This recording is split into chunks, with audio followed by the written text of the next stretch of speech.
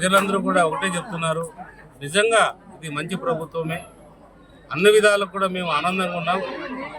ప్రజలు ఎందుకు ఆనందంగా ఉంటున్నారంటే వాళ్ళు ఒకటే తెలియజేస్తున్నారు, ఆయన మాకు ఇవన్నీ కాదు, మన రాష్ట్రం అభివృద్ధి బాటలో నడిపించే నాయకుడు మా దగ్గర ఉన్నారు చంద్రబాబు నాయుడు గారు. అలాగే ఆయన తోడుగా మన పవన్ కళ్యాణ్ గారు కూడా ఉన్నారు. అలాగే మన అన్ని సహకరించేదానికి ముందు నేనున్నానని చెప్పి నరేంద్ర మోడీ బీజేపీ గవర్నమెంట్ నుంచి కూడా అన్ని సహకారాలు అందుతున్నాయి. నిజంగా కూడా ఈరోజు మన పోలవరం పూర్తి చేసుకోవాలనుకున్నా, మన రాజధాని నిర్మించుకోవాలనుకున్నా, మన గ్రామాల్లో ఏదైతే మన సూపర్ 6 పథకాల్లో ప్రజలకి ఏదైతే అన్ని కూడా అమలు కావాలనుకున్నా కూడా ఈరోజు అన్నిటికీ కూడా నిధులు సమకూర్చే పనిలో మన నాయకులు ఉన్నారు. గడిచిన 5 ఏళ్లలో ఏదైతే జగన్మోహన్ రెడ్డి ఆ పరిపాలన అనేదానికి ఆయన దృష్టి అంతా అటువైపే ఉంటుంది.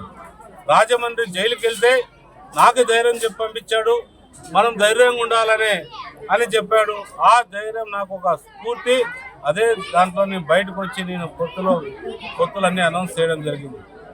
ఈరోజు 2 పార్టీలు వేరైనా, 2 నాయకులు వేరైనా ఒకే వేదిక మీద ఒక నాయకుడు గురించి ఇంకో నాయకుడు గొప్పలు చెప్పుకోవడం అంటే ఇది సామాన్యమైన విషయం కాదు. ఆర్థికంగా కూడా మన రాష్ట్రాన్ని భ్రష్టు పట్టించారు.